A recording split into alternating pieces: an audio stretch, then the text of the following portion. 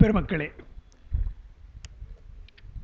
10ஆம் திருமுறை நம்முடைய திருமந்திரத்தில் 4ஆம் தந்திரத்தை பார்த்து வருகிறோம். அசபை என்ற தலைப்பில் 15வது மந்திரம் பார்க்கணும். இந்த பாடல்களை இங்கே பார்க்கிற பொழுது திருமூலருடைய ஒரு கருத்து நமக்கு தெளிவாக வரணும். அவர் இப்போ என்ன செய்கிறார், பெருமானுடைய திருவருள் தான் எல்லாம்னு சொல்கிற பொழுது இந்த அசபா மந்திரம் என்பதும் கூட பெருமானுடைய அருளால் நமக்கு கிடைத்த ஒரு மந்திரம். அந்த மந்திரத்தை நீங்கள் ஜெபிக்க ஜெபிக்க பெருமானுடைய அருள் பெறலாம் என்று தோத்திரங்களெல்லாம் நிறைய இருக்கிறது, சாத்திரங்கள்லாம் நிறைய இருக்கிறது. அதையெல்லாம் நீங்கள் படிக்கலாம். அப்படியே படித்து கடைசியில் எங்கே வரணும், குறுகி ஓங்காரமாக இருக்கிற அந்த பிரணவத்திற்கு வந்து அந்த பிரணவத்தை கூட ஜபிக்காத ஒரு நிலைக்கு நீங்கள் போகணும், தியான நிலைக்கு போகணும் என்று அந்த வழிமுறையைத்தான் அவர் செய்கிறார். இதன் மூலமாக அவர் என்ன சொல்கிறார், அதை படிங்க இதை படிங்க நிறைய சொல்லலாம். அப்படிலாம் நம்ம படித்தாச்சு, எவ்வளோ படித்தாச்சு. அதாவது 1 கோடி ஆகமெல்லாம் உணர்ந்தும் பெருகு தபம் சித்தியெல்லாம் பெற்றும் குருவருளால் வைத்தபடி இருக்க மாட்டார மாந்தருக்கு சித்த சலனமாம் தினம்னார் குருஞான சம்பந்தர். 1 கோடி ஆகமங்கள்லாம் படிக்கிறீங்க, தவம் சித்தியெல்லாம் சரியைகரெல்லாம் யோகமெல்லாம் செய்கிறீங்க, குருவருளால் வைத்தபடி அப்பா பேசாமல் சொன்னால் இருக்கிறாங்களா என்றால் இல்லையே, இல்லையா.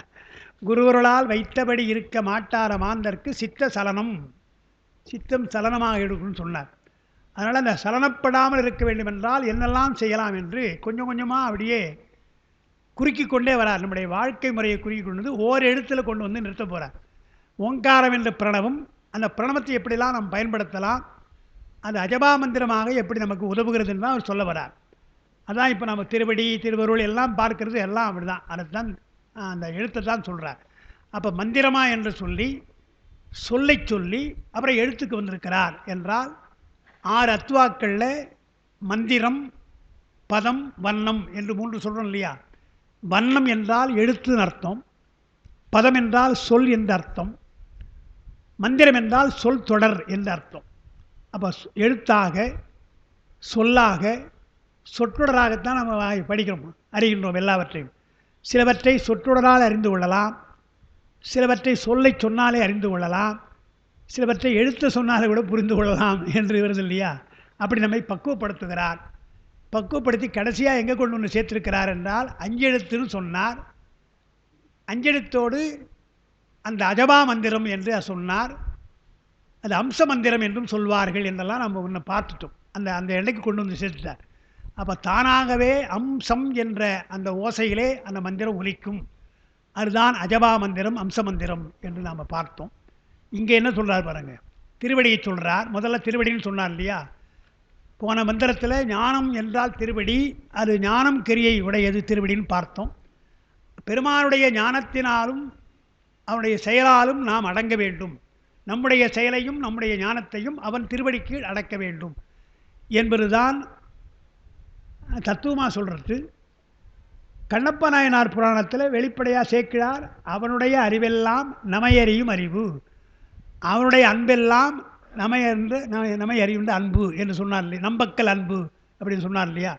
அதுபோல் நம்முடைய அறிவாக இருந்தாலும் சரி, நம்முடைய விருப்பமாக இருந்தாலும் சரி, நம்முடைய செயலாக இருந்தாலும் பெருமானுடைய திருவுருளைத்தான் எண்ண வேண்டும் என்று தான் அவர் நம்மை பக்குவப்படுத்துகிறார். அப்படி அங்கே அடுத்து நமக்கு இந்த எழுத்துக்களில் சொல்கிறார், 5 எழுத்து சொல்கிறாருங்க. இணையார் திருவடி அந்த சொல்கிற பொழுதே நமக்கு திருவாசகம் நமக்கு ஞாபகம் வரலாம். இணையார் திருவடி என்ற வார்த்தையை திருமந்திரத்தில் உள்ள வார்த்தை அது. அதை மாணிக்க வாசகர் முதல்லையே சொல்கிறார். மாணிக்க வாசகர் திருமூலருக்கு முன்னே வாழ்ந்தவர், 1 நூற்றாண்டு முன்னே வாழ்ந்தவர். அவர் இணையார் திருவடி என் தலைமையில் வைத்தருமே என்று பாடுறார். அந்த இணையார் திருவடி அது என்ன விளக்கம் தரார், 8 எழுத்து ஆகும். இணையார் கடல் இணை ஈரைஞ்சதாகும், இணையார் கடல் இணை 51 ஆகும், இணையார் கடல் இணை 7000 என்று சொன்னார். 8ன்னு சொன்னார், அப்புறம் 10ன்னார், அப்புறம் 50 எங்கடா போனார் என் பசங்க.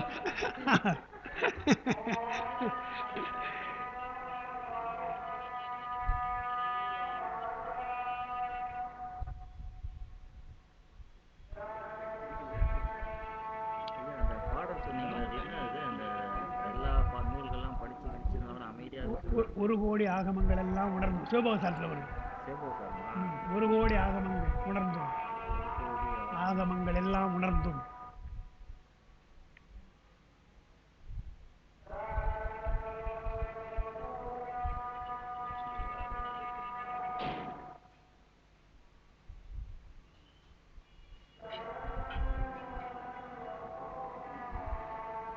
சிவபோகசாரம் மட்டும் வந்துடும்.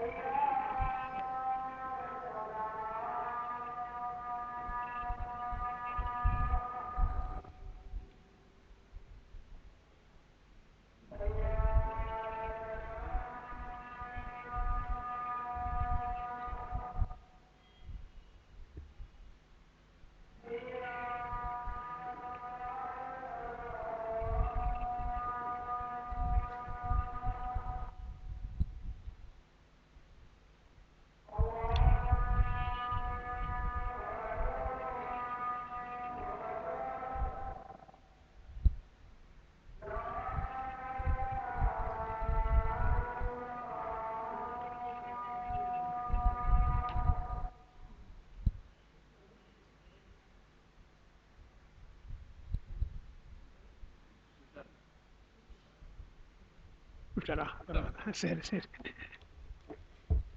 சரி. பெருமக்களே, அந்த இணையார் திருவடி என்பது ஒரு அருமையான தொடர் நம்ம சொன்னோம். அது எப்படி இங்கே சொல்கிறார், அஞ்செழுத்து நமக்கு தெரியும். அஞ்செழுத்தை பற்றி விளக்கம் நமக்கு திருமுறையிலும் இருக்கிறது, சாத்திரங்களும் இருக்கிறது. அதை முக்கியமாக கொடிக்கவி, நாம் அஞ்செழுத்து சொல்கிற போது கொடிக்கவி நமக்கு ஞாபகம் வரணும். அவர் தான் அதை கொஞ்சம் வித்தியாசமாக சொல்கிறார்.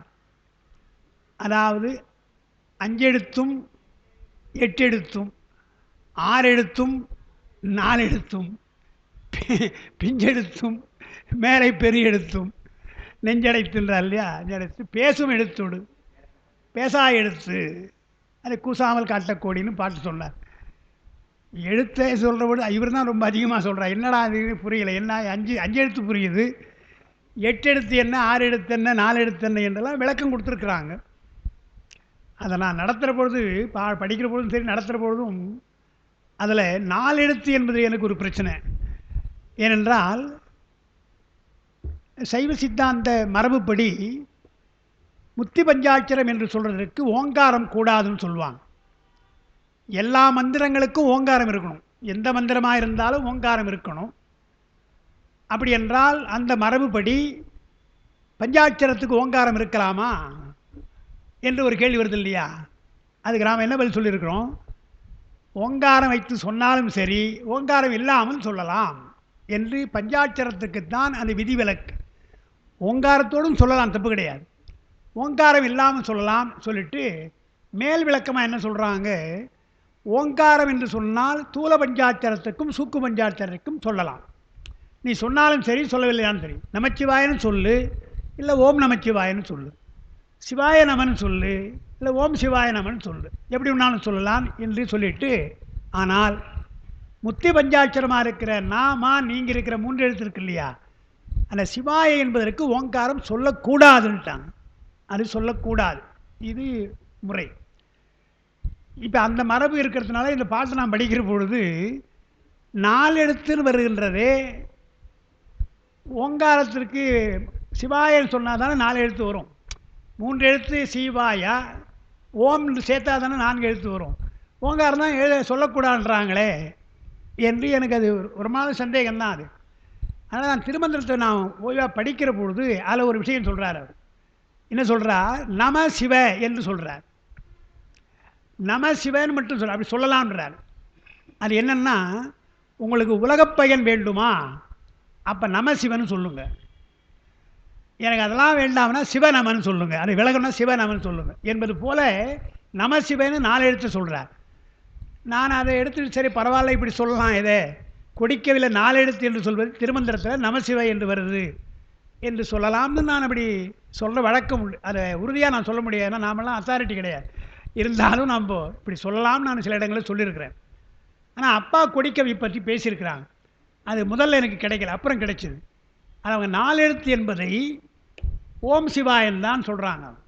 முத்தி பஞ்சாட்சரை ஓங்காரம் சொல்லலாம்னு சொல்லிட்டு என்ன சொல்கிறாங்கன்னா, நீ அது நம்முடைய இயல்பு நீங்கள் பார்க்கலாம். எவ்வளோ தான் இதெல்லாம் படித்தாலும் கூட படிக்கிற பொழுது என்ன வாழ்க்கை இதெல்லாம் விட்டுட்டு போயிடணும்பா, பெருமானைத்தான் நம்ம தேடணும் என்றெல்லாம் ரொம்ப அப்படியே வைராக்கியமாக இருப்போம். இந்த மூடி வச்ச உடனே எங்கடா போச்சு அந்த வைராக்கியம் இல்லையா, அடுத்து என்ன பணம் நினைப்பொழிந்தார்கள் என்ற மாதிரி இந்த நினைப்பே அருள் நினைப்பே போயிடுது இல்லையா. அப்போ அருள் நினைப்பிலே இருந்து கொண்டிருக்கிற நாம் அப்படியே பொருள் நினைப்பு அப்படியே போயிடுறோம் இல்லையா. அது அப்பா சொல்கிறாங்க, முத்தி பஞ்சாட்சரம் வரையில் நமக்கு அந்த பக்குவம் வந்து விடலாம். இனி பெருமானுடைய திருவடி தான் அடைய வேண்டும் என்று வந்துவிடலாம். சில சமயங்களில் பயிற்சி வசத்தால் உலகப் பயன் ஆசை வரும் நமக்கு இல்லையா. இப்படி திரும்பி ஆசை வந்தால் அந்த சமயத்தில் ஓம் சொல்லிங்கன்றாங்க. மலவாசனை அல்லவா, மலவாசனை நீங்காதவர்கள் அந்த ஓம் என்று சொன்னால் ஏன் சொல்லணும்னு சொன்னால் நீங்கள் சொல்லி பாருங்க. அது பல பேருக்கு ஏன் சார் அப்படி சொல்லணுன்றது புரிய மாட்டேங்குது. நமசிவாயன்னு சொல்லக்கூடாதுன்னு சொல்கிறார். உண்மை விளக்கத்தில் நமசிவாயன்னு சொல்லக்கூடாதுன்ற சொல்கிறார். என்ன, நான் என்று ஓதினால் உங்களுக்கு அருள் நாடாதுன்ட்டார். நீங்கள் உலகப் பயன்தான், உலகத்தை ஒன்றா பயனிடலாமே தவிர அருள் பெருமான் அருள் தரமாட்டான்ட்டார்.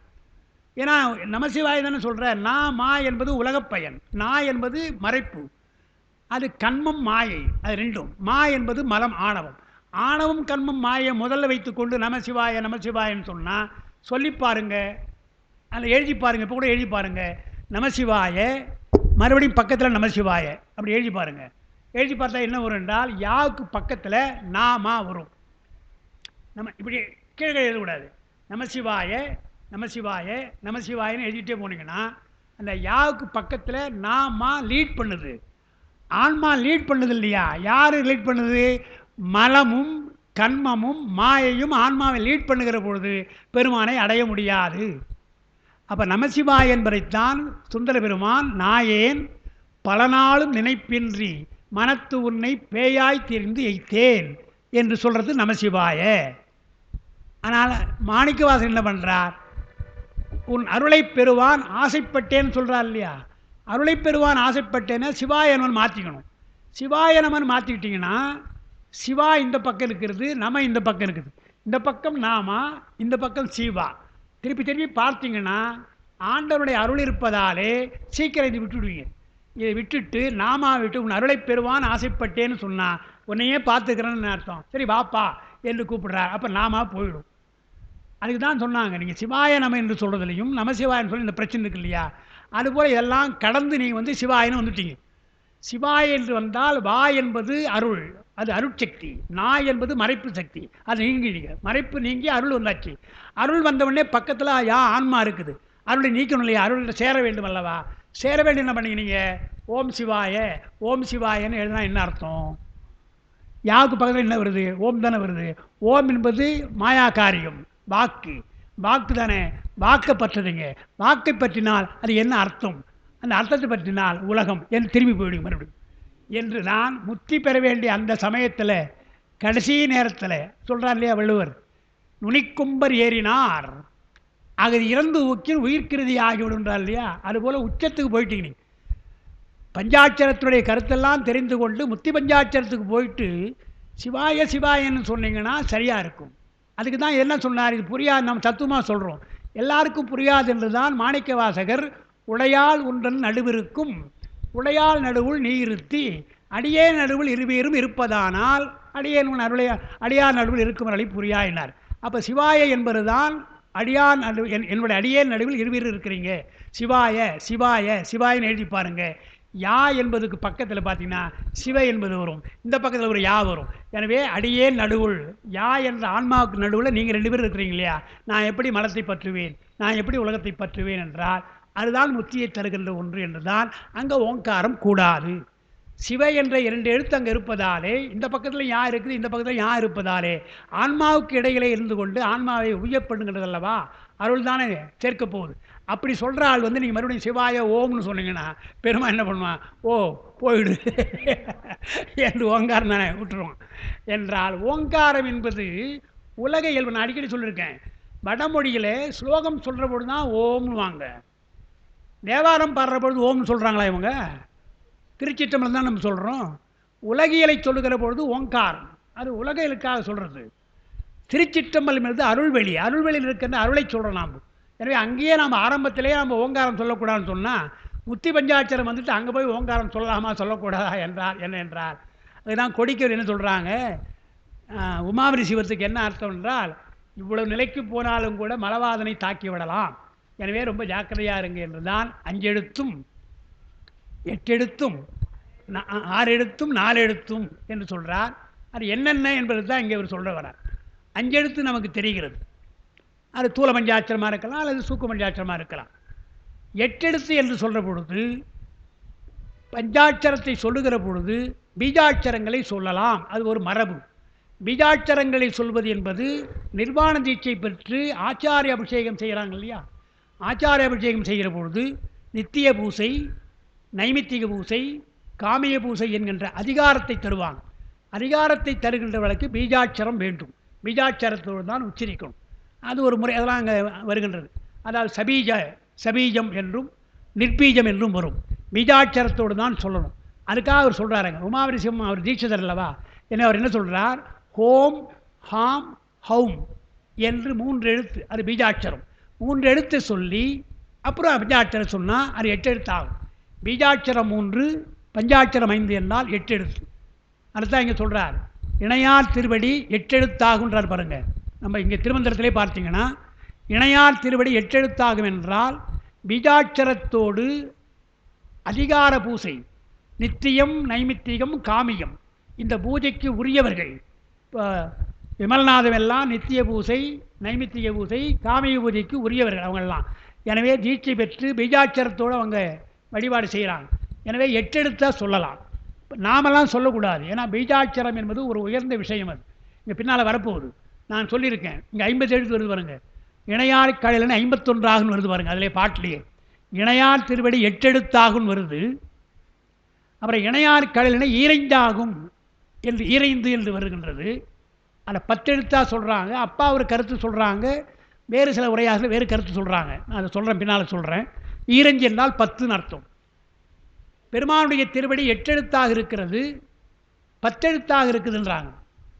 10 எழுத்து என்பது என்ன என்றால், பிரணவத்தை நாம் 10 கூறாக வகுக்கலாம். பிராசாத கலை இருக்கு இல்லையா, அதாவது சோடச கலை, பிராசாத கலைன்னு சொல்கிறோம் இல்லையா, அந்த துவாதச கலை என்று 12ஆக 10ஆக 12ஆக, அதுக்கு 10ன்னு உதாரணமாக சொல்கிறார். பிராசார யோகத்திலே பிரணவத்தை 12 கூறாக 16 கூறாக சொல்கிறோம் இல்லையா, அப்படி கூறாக வகுக்கின்ற பொழுதும் பெருமானுடைய தேர்வுகள் தான் அங்கே இருக்கிறது.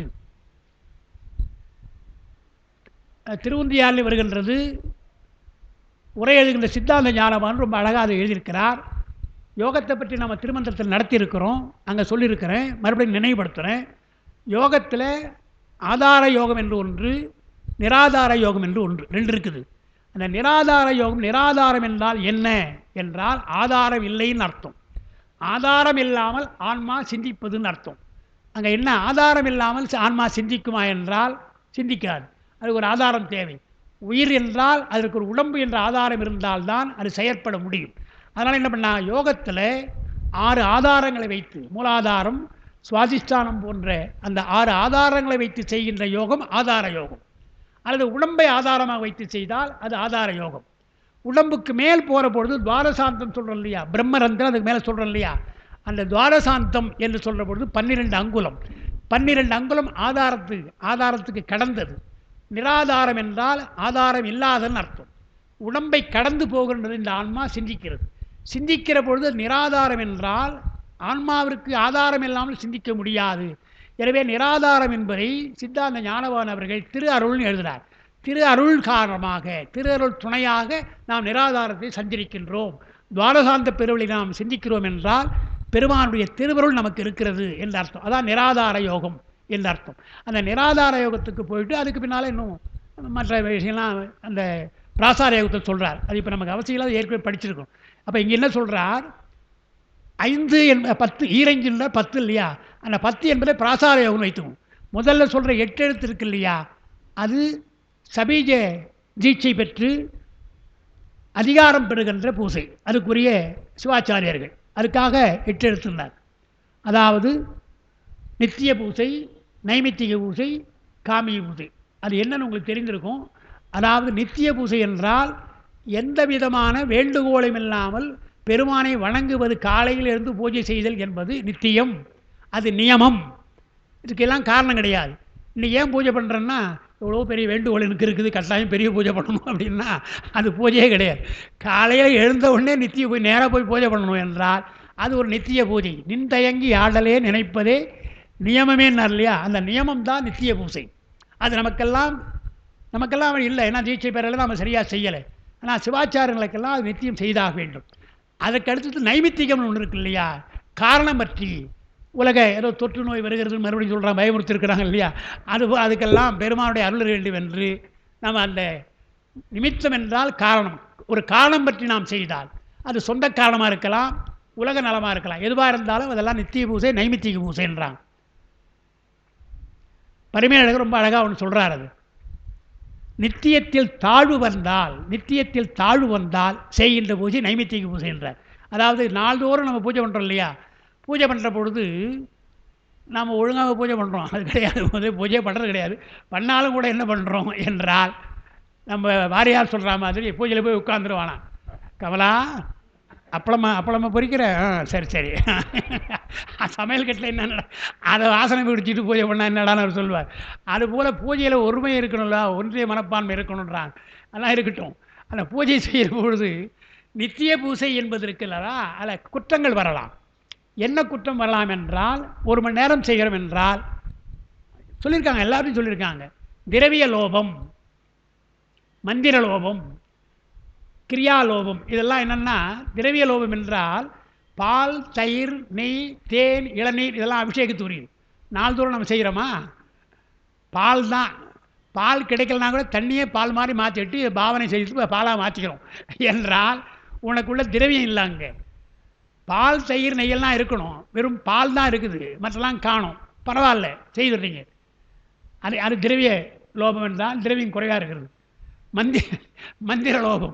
மந்திர லோபம்னா இப்போ நாம் சொல்கிறோம் இல்லையா, 108 மந்திரம்னு சொல்கிறோம், 1008 மந்திரம் சொல்கிறோம்.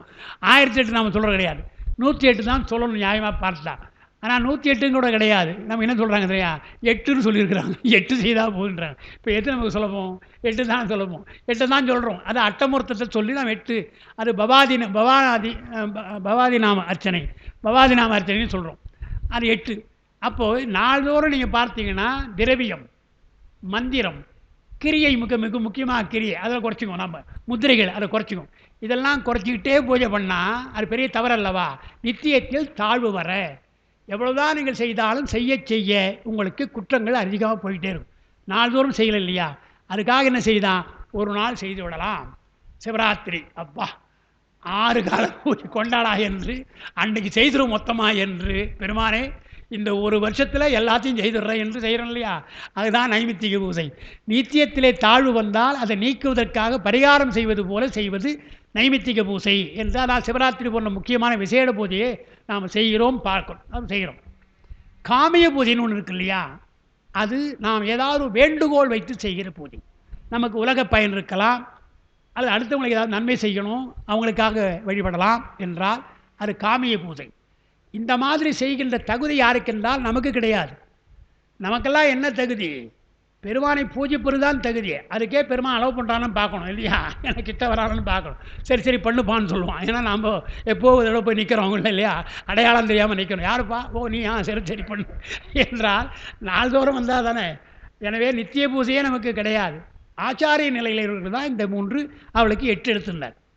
அப்புறம் 5 என்று 10 எழுத்து இருக்கு இல்லையா, 10 எழுத்து என்பது பிரணவத்துக்கு உள்ளது. பிரணவத்தை 10ஆக சொல்லுகிற பொழுது அது பிராசார யோகம் என்றால், பிராசார யோக நிலை பிரணவ யோகத்துக்கு உரியது என்று 2ஆல் பார்க்கணும். எல்லாம் பெருமானுடைய திருவுருளால் நடப்பது. 5 எழுத்தை சொன்னாலும் சரி, அல்லது 10 எழுத்து சொன்னாலும் சரி. அந்த 5 என்பதை அப்பா என்ன சொல்கிறாங்க, பிரணவத்தினுடைய 10 கூறு என்று சொல்லி அப்படி கூறாக பிராசார யோகம் என்ற அந்த கருத்தில் எழுதுகிறாங்க. ஆனால் சில உரையாசிரியர்கள் 5 என்று சொன்னால் தூல பஞ்சாட்சரம், சூக்கு பஞ்சாட்சரம் என்று 2ஆக வைத்து, தூல பஞ்சாட்சரம் 5, சூக்கு பஞ்சாட்சரம் 5 2ஆக சொல்கிறாங்க. அப்படி சொல்வது அப்பாவுக்கு உடன்பாடு இல்லை. தூளம் 2 எல்லாம் ஒன்று தான், பஞ்சாட்சரம் தானே, அது தூளம் என்ன சூக்கும் என்ன. அப்படி சொல்லியிருக்க மாட்டார். 10 என்றால் அதை கூறாக பிரணவத்தை கூறாக ஆக்குவது. 8 எழுத்து என்பது பீஜாட்சரத்தோடு சொல்லுகின்ற பஞ்சாட்சரம். இங்கே பிரணவத்தை சொல்வது 10 எழுத்துன்னு சொன்னார். அடுத்து 51 51 சொல்கிறதுக்கு இல்லையா, உண்மை விளக்கத்தில் நடராஜ பெருமானை பற்றி சொல்கிற பொழுது ஓங்காரமே நல் திருவாசின்னு ஒரு பாட்டு சொல்கிறார். இருக்கின்ற தெய்வங்களில் திருவாசியோடு இருக்க வேண்டிய தெய்வம் நடராஜன் மட்டும்தான். விநாயகருக்கோ முருகனுக்கோ திருவாசி வேண்டியது கிடையாது. வச்சா நல்லது தான், அழகாக இருக்கும், அது அவசியம் கிடையாது. ஆனால் நடராஜ பெருமானுக்கு கட்டாயம் ஓங்காரம் வேண்டும். ஏனென்றால் உள்ளே இருக்கிற நடனம் இருக்கு இல்லையா, நடன அந்த பாவனை எல்லாம் 5 எழுத்து. நாம சீபாய சீபாய நமன்னு படித்தோம் இல்லையா. அப்போ நடராஜ பெருமானுடைய வடிவமெல்லாம் 5 எழுத்து அல்லவா. எனவே 5 எழுத்து என்பது தூல பஞ்சாட்சரம் சூக்கு பஞ்சாட்சரமாக வைத்து சொல்கிறாரு. தூலம் சூக்குமத்தை சொன்னார். ஓங்காரம் என்பது இருக்கு இல்லையா, அது சூக்கும பஞ்சாட்சரம். எனவே சூக்கு பஞ்சாட்சரமாக இருக்கிற ஓங்காரத்தை சொல்கிறார். எனவே அது பிரணவம். ஆனால் ஓங்காரமே நல் திருவாசின்னு சொன்னார். பிரணவம் தான் நமக்கு அவருக்கு பெருமானுக்கு திருவாசின்னு சொன்னார். சொல்லிட்டு அப்புறம் என்ன சொல்லியிருக்கிறார், அங்கே நீங்கா எழுத்தே நிறை சுடராம் என்று சொல்லியிருக்கிறார். நீங்கள் பார்த்தீங்கன்னா தெரியும், திருவாசி இருக்கும், அங்கங்கே சுடர் போல சின்ன சின்ன விளக்கு போல சுடர் போல இருக்கும். அது நீங்கா எழுத்து தான் நிறை சுடர்னார். அவர் நீங்கா எழுத்து நிறை சொன்னதுனால என்ன பண்ணிட்டாங்க பல பேர், வடமொழி பற்றாளர்கள் 51 சுடர் என்று வைத்துட்டாங்க. 51 எழுத்து வடமொழிகளை. எனவே ஓங்காரம் ஒன்று, அதிலிருந்து வருகின்ற எழுத்துக்கள் 51 என்று வடமொழி பற்றி 51 சொல்கிறாங்க. தமிழ் பற்றால் என்ன பண்ணாங்க, 51 கிடையாது 30 தான். ஏன்னா தமிழில் 30 எழுத்தான் இருக்குது என்று சொல்லி திருவாசி என்றால் கும்பகோணத்துக்கு போய் ஆர்டர் கொடுக்குற பொழுது எங்கள் நடராஜ பெருமானுக்கு திருவாசி பண்ணுங்க 30 சுடர் தான் இருக்கணும், ஏன்னா தமிழ் என்று சொல்லி தமிழ் பற்றாளர்கள் 30 எழுத்து இருக்குது. இப்போலாம் செய்கிறாங்க. நாம் அப்படி தான் சொல்லிட்டு இருந்தோம். தமிழ் பற்றாளர்கள்லாம் 30 என்று சொல்வார்கள், வடமொழி பற்றாளர்கள் 51 சொல்வார்கள். ஆனால் வஜ்ரவேல் முதலியார் கம்ப்ளீட்டாக மாற்றினார். இந்த எழுத்து இல்லைன்ட்டார்.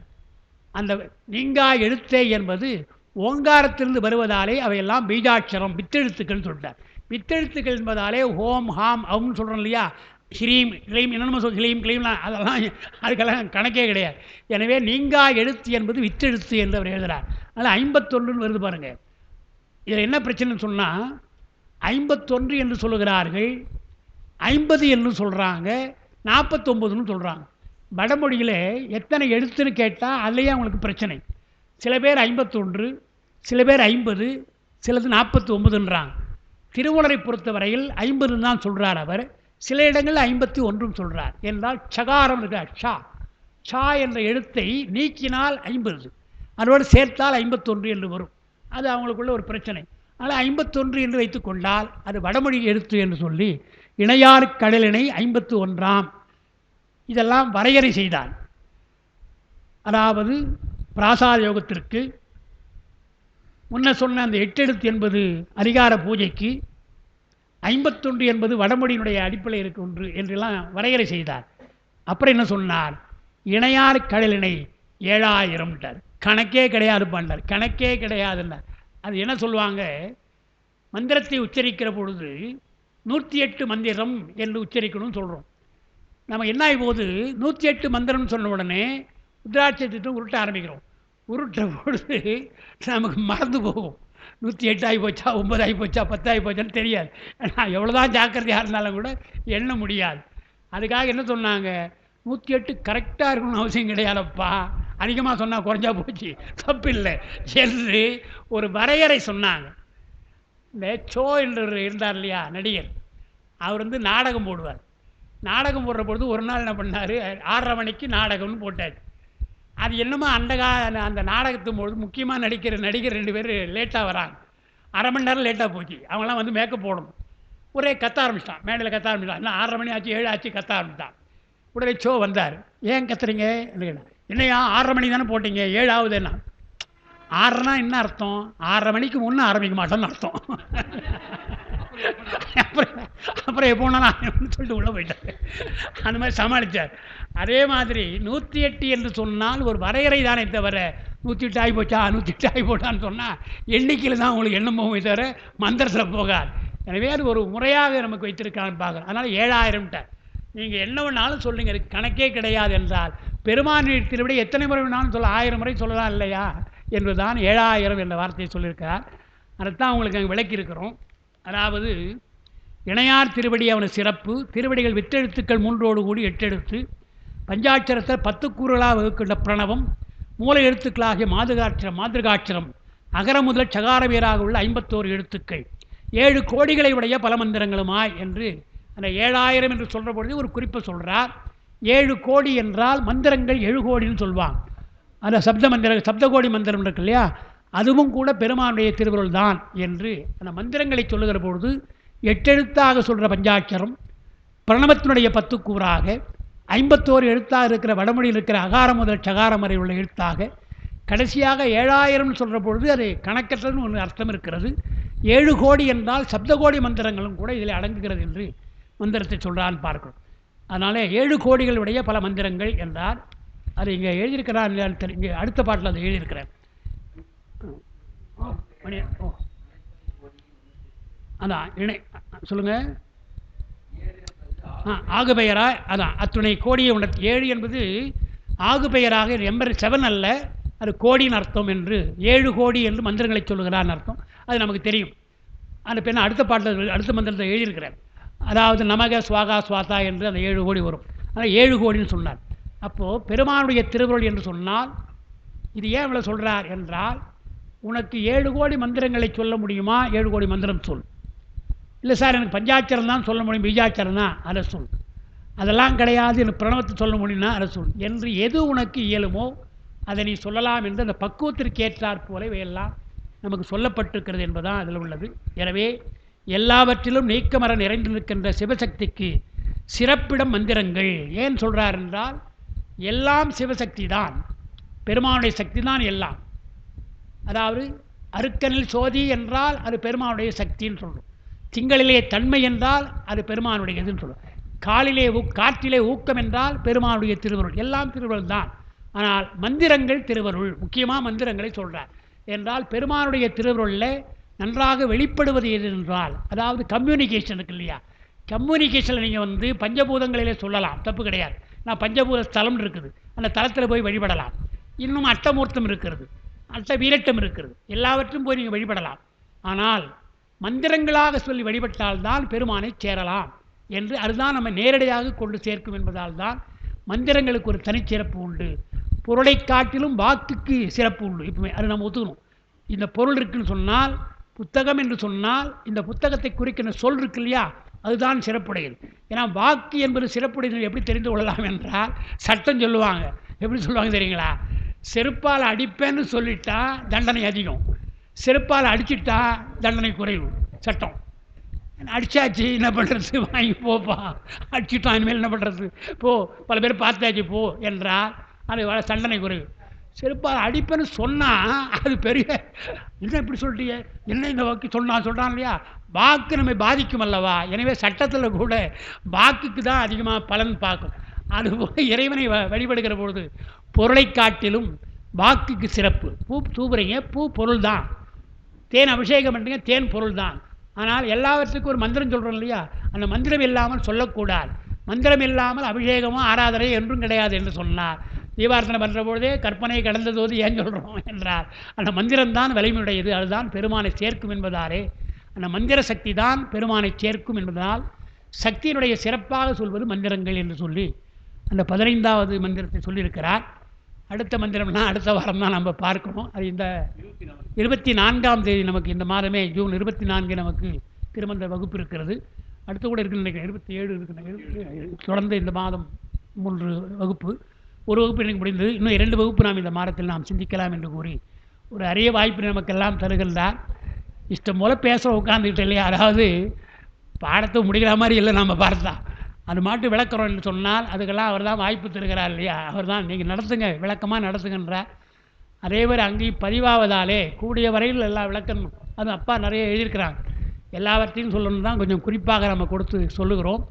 4ஆம் தந்திரத்திலே நாம் இப்போ ஏறக்குறைய அசபையில் 15 மந்திரங்களை முடித்திருக்கிறோம்.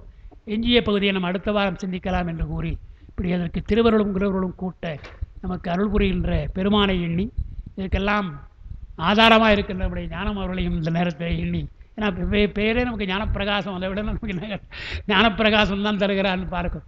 அவருக்கு இந்த நேரத்தில் நன்றி கூறி இருந்து கேட்கின்ற பெருமக்களாய் உங்களுக்கெல்லாம் இந்த நேரத்திலே நான் நன்றி கூறி அமைகின்றேன்.